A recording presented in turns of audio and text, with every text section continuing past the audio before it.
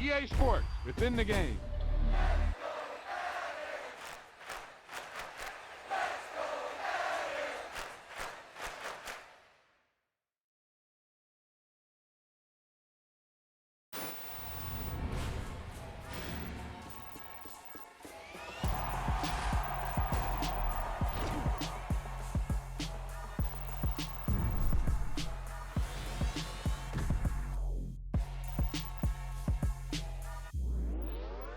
Great play call, great pass, great reception.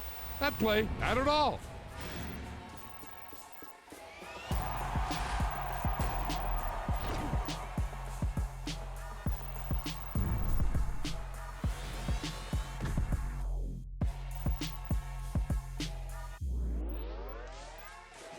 My Brooklyn, go see Chirac, Southside, C12, 911, grrr to the reality, we still outside.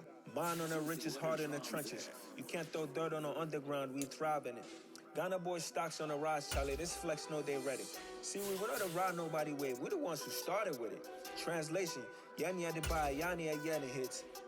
This goes so hard, even the ops go with it, That's how you know we lit. Grrr,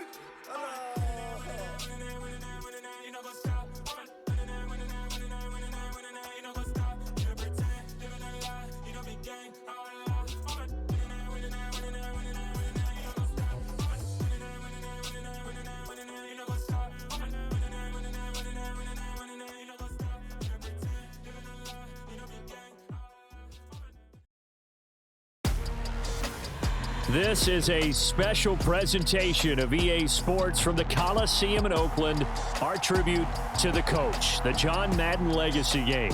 I'm Brandon Gaudin here to take you through the proceedings, and coming up, we're going to tell the story of a man who was truly larger than life and whose impact on the sport of football certainly is going to live on for decades and decades to come. Now, we've assembled a couple of rosters featuring some of Coach's favorite players from both yesterday and today, and Coach himself will be on the sidelines for both squads, trying to motivate his guys to victory. And I'm joined now by my good friend Charles Davis. CD, your thoughts on John Madden and what he meant to the sport he loves so much? For me, Brandon, it's the word joy. He brought that to the game of football, brought the game to so many people. He stayed involved his entire life, and moving forward, when you think of football, you're always going to think John Madden.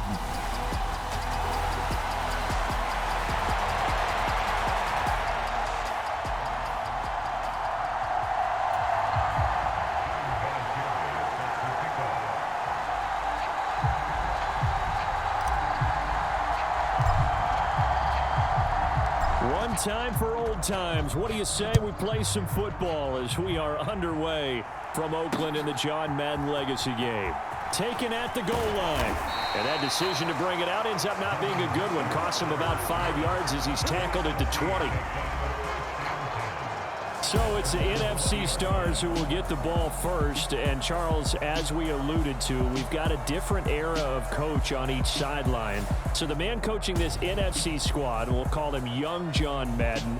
This is a coach who was trying to establish a foothold in the NFL and on the cusp of doing it very successfully. Yeah, you think back to that period, those early days as the coach of the Raiders, the late 60s in the AFL and then in the NFL in the early 70s. Coach was a guy who was ahead of his time. The Raiders were one of the first teams to have mini camps, one of the first to film practice, because he wanted to practice coaching as much as he could. And his teams, they were successful right from the start of his head coaching tenure. It'll be Sanders to begin the drive. And that's not the start that he was looking for, as he's going to be met and dropped behind the line. So as we mentioned at the top, let's take you through the life of John Madden. And, you know, it's very fitting that we're here back in the Bay Area, not just because John's so associated with Raider football, but also because this was where he spent his formative years.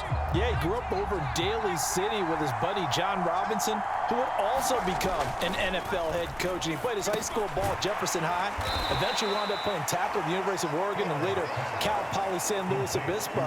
Played well enough that in 1958, he was a 21st round draft pick of the Philadelphia Eagles. That's right, the draft had 30 rounds then.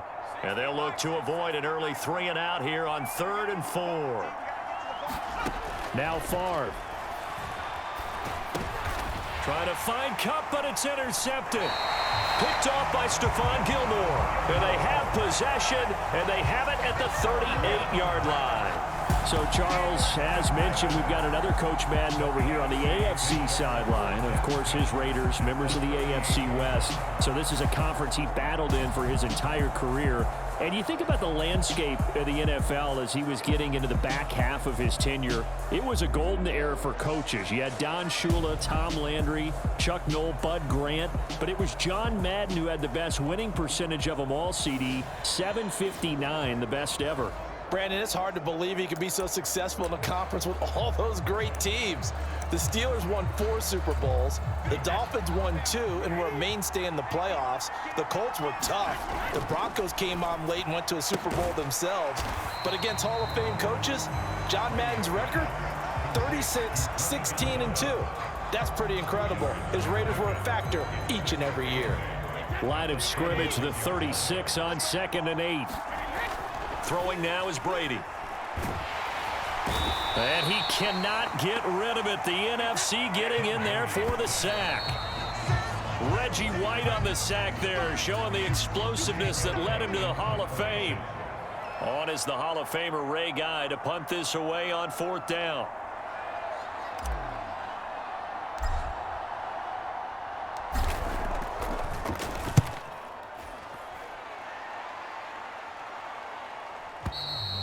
And a bit of a mistake there. This is well into the end zone for a touchback.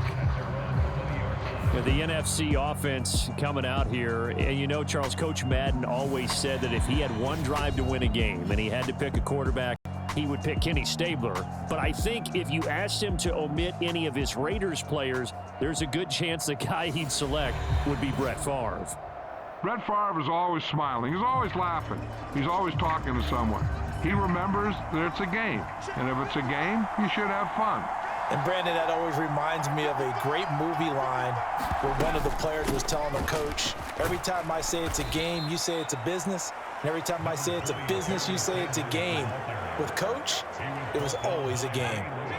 From the 22, here's 2nd and 8. They'll go again with Sanders. And he'll wind up losing yardage here back at the 21-yard line. But Charles, you mentioned Coach was a 21st-round draft pick back in 1958. It was the Philadelphia Eagles who selected him. But unfortunately for John, knee problems, they just continued to dog him. He was hurt in his first training camp, actually never saw the field as a player in the NFL. But it was still during his time with the Eagles, you and I were talking about this before going on air, that you could start to see the light bulb going on for what his career path might entail.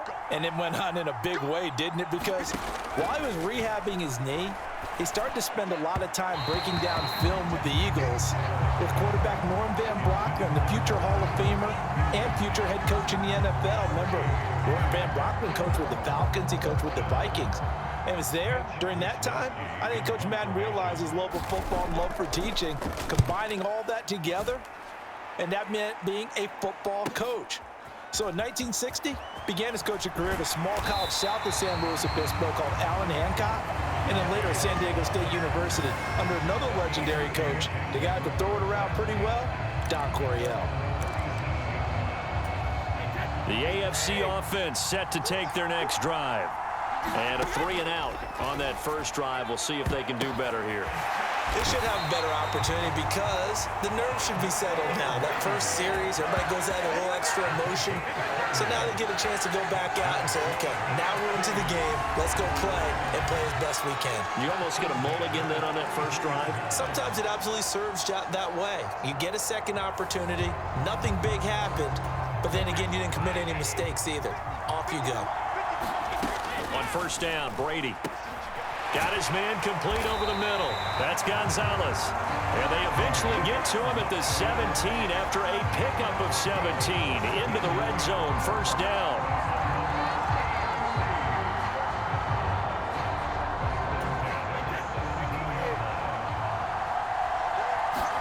Into the red zone, it's Brady. And that one is incomplete. And it also concludes quarter number 1. So we're through one at the Coliseum in Oakland. 0-0 our score. This is the John Madden Legacy game on EA Sports. Dancing to his left. Underneath to Allen. And he'll be marked down right at the 15-yard line. And just in general, Charles, on a play like that, how tough is it for the defense to account for a running back essentially being a receiver downfield? It's very difficult, especially if the running back has skills like a receiver, and you're aware of that before the game even begins. So throughout your practice sessions, you're going to want to be aware of him. Where is he lining up? What can he do? What kind of damage can he do to us downfield? And who can match up with him without weakening our overall defense? You're exactly right. It's a tough task to match up to him. Throwing is Brady on third down. Gets this one to Hill.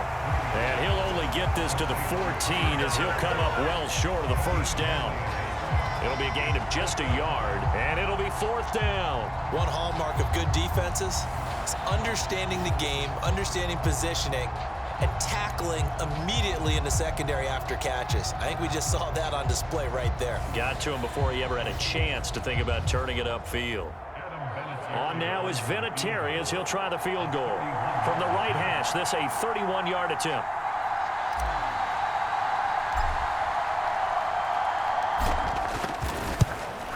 The career leader in field goals made knocks that one through.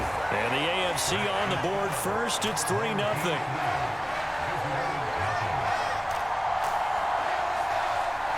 So they're able to end that drive with 3 points in this one-possession ball game. And ideally, you want to end every drive with points. Most quarterbacks would tell you, let's end it with a kick, right? A PAT, that's number one. Field goal you'll take.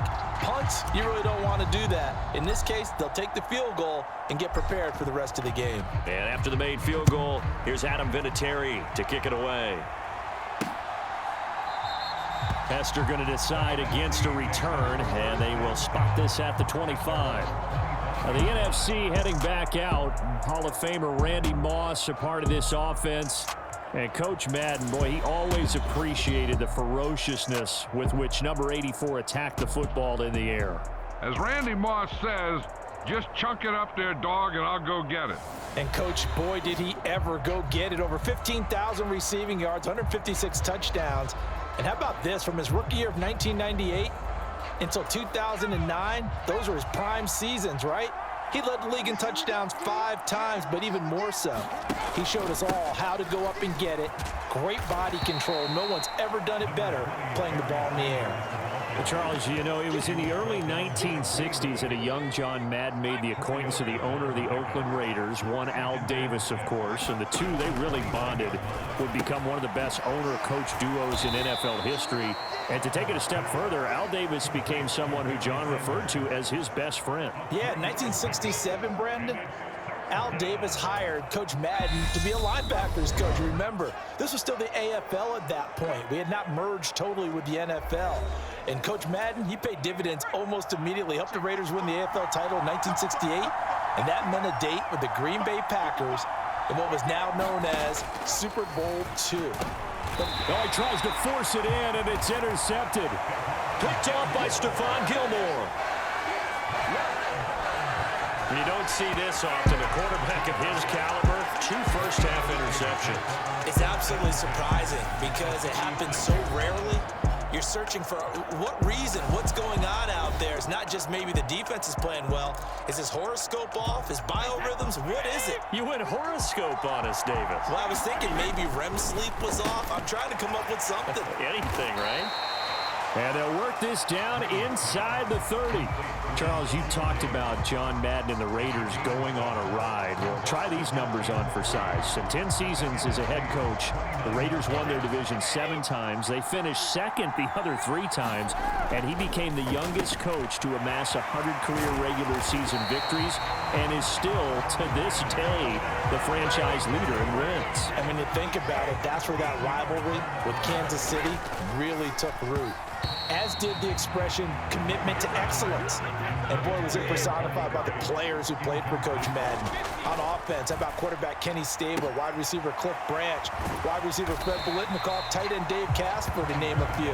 How about those great linemen he had? Center Jim Otto, guard Gene Upshaw, tackle Art Shell, all of them in the Pro Football Hall of Fame.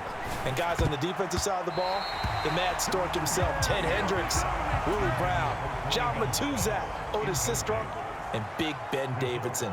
So many great players, so many great memories. And he'll try and throw here on the fake. And this one will not work out. It is incomplete.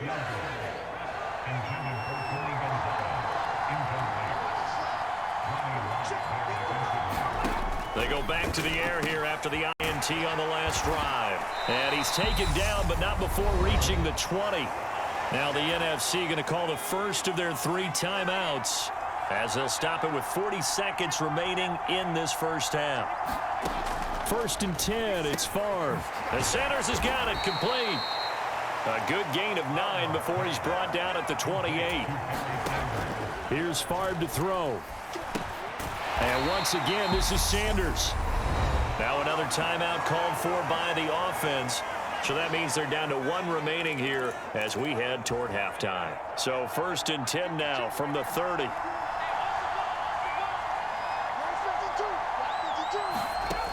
Throwing is Favre. Steps away, and he can't get rid of it. He's taken down. In for the sack, Myles Garrett. And on that one, the protection just broke down. You've got to have that leverage, don't you? We always talk about low man wins in the running game for an offensive lineman versus a defensive lineman. It's essentially the same thing in pass protection. Get lower than that defensive lineman so that you can keep your balance. So we are at halftime of the John Madden Legacy game, and now we present a special tribute to the man of the hour, narrated by the Raiders' own Trey Mosley.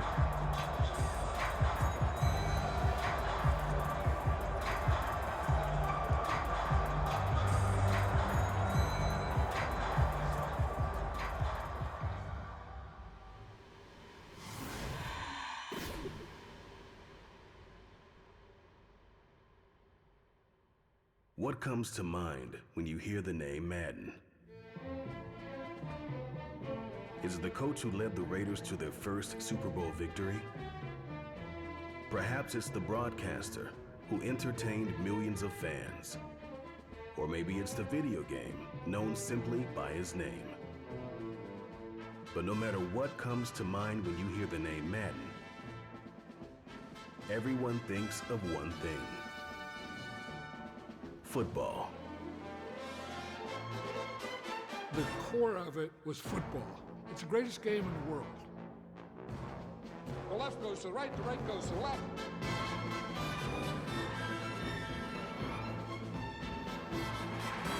Madden is on the field. He wants to know if it's real. John Madden goes on the shoulders of his players.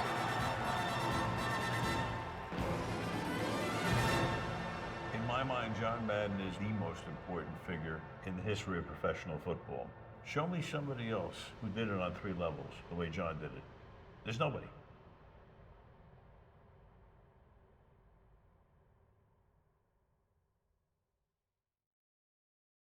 Boy, Charles, yeah, that is really well done. Coach was something else, wasn't he? I'm reminded what Al Davis said when he was inducting coach in the Pro Football Hall of Fame, Brandon.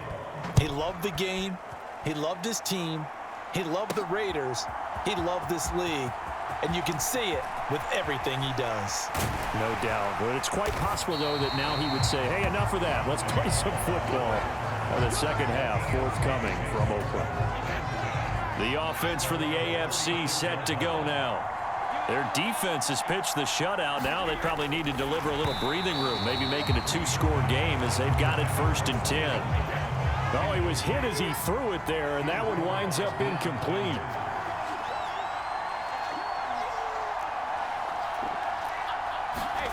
To throw on 2nd and 10. Brady caught on the right side. Reed. And they're able to work this across midfield to the 48. So now, Charles, to pick up the story we've been telling, John Madden at 42, he had just completed a 10-year stint as the coach of the Raiders. He wants to step away a bit from the grind of coaching, but he doesn't want to step away from the game of football. So he ends up signing on with CBS in 1979 to try his hand at broadcasting. And much like his coaching career, he was pretty much an instant success. Partner, he really connected with the people right from the start, and people may not remember, he wasn't even on the #1 team in the beginning. He worked his way up. But the same things that made him a great coach made him a great broadcaster. The ability to show the big picture, yet break it down into the details. That's what he did with his teams. That's what he did with the people. That way, he was simple to understand, yet insightful for viewers. And he did with that big personality that he had, one that connected with everyone. Brady's throw complete here to his receiver, Brown.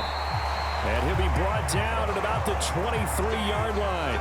So for Coach Madden, Charles, by 1981, his broadcasting career is really taking off. He's elevated to the network's #1 booth that calls all the big matchups. And he gets the plum assignment of calling Super Bowl 16, 49ers and Bengals, and he's teamed up with Pat Summerall. And that pairing ultimately would go on to be one of the most influential in sports broadcasting history. Influential not just in us listening to them.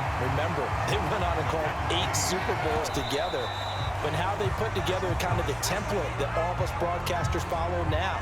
Sitting down with the head coaches and the quarterbacks and the stars of each team before a ball game to get extra information.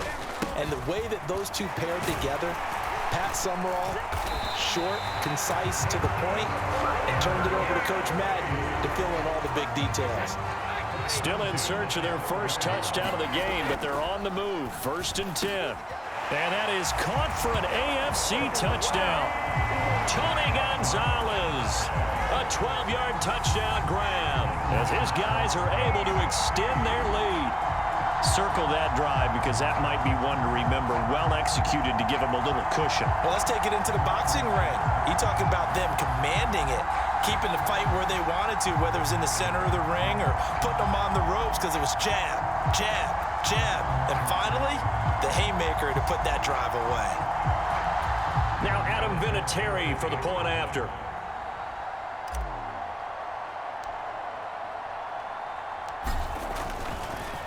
Oh, they flip it to the kicker. He looks like he's going to throw it.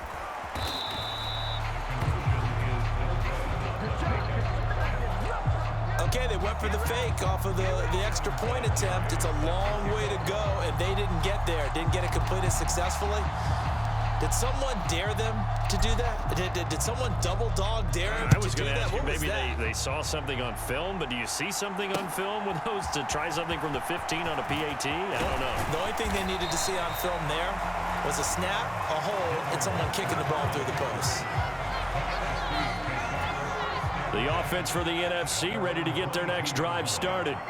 And their deficit a little wider than it was at halftime. Does that touchdown a minute ago change the thinking here at all?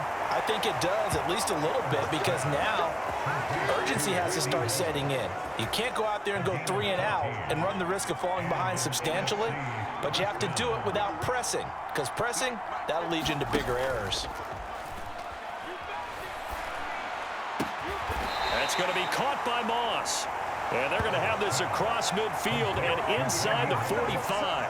They go right back to him for 20 and a first. As you mentioned, CD, talking about John Madden, the broadcaster, he called 8 Super Bowls with Pat Summerall, 3 more with Al Michaels later in his career. He spent nearly 3 decades in the booth all told.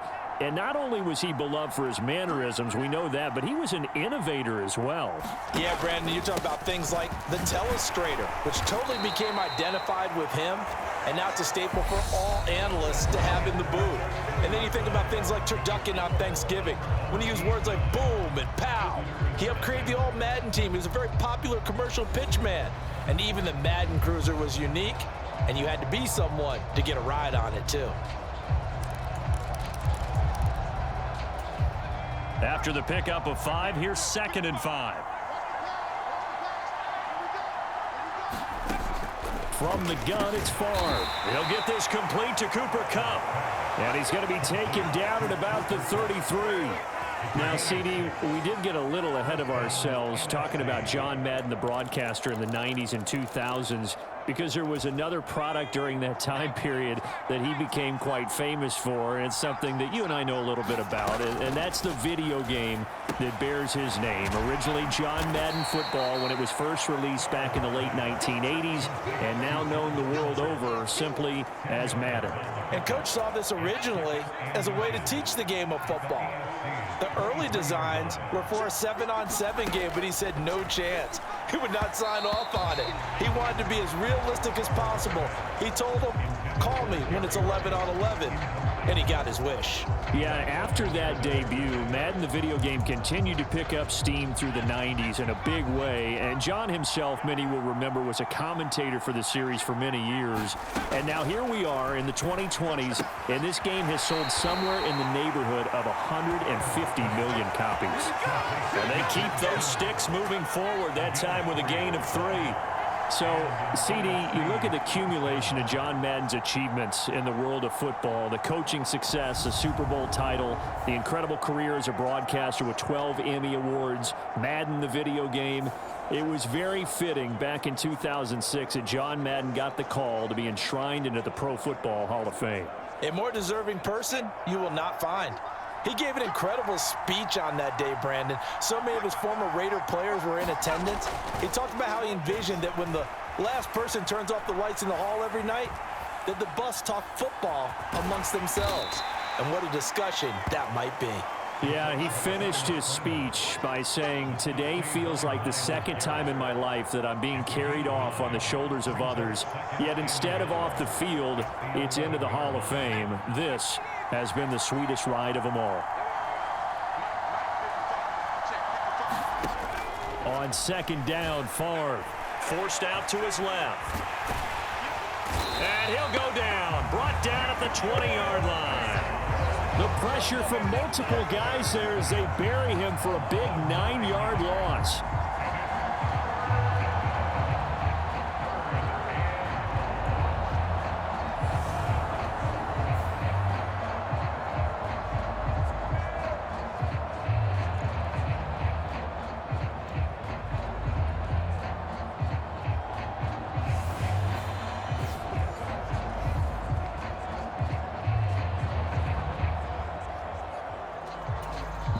So 2 minutes to play in the John Madden Legacy game. The AFC trying to finish this one off. We're back to Oakland after this. Now, right where this set of downs started, they need a full 10 here to pick up the first down and move the chains. To throw is Favre. To the end zone, but it's incomplete. That means it's just one last chance left, and this has to be a first down or a touchdown, or this game's over. Anderson's kick is good, and they are on the board. It's now 9-3.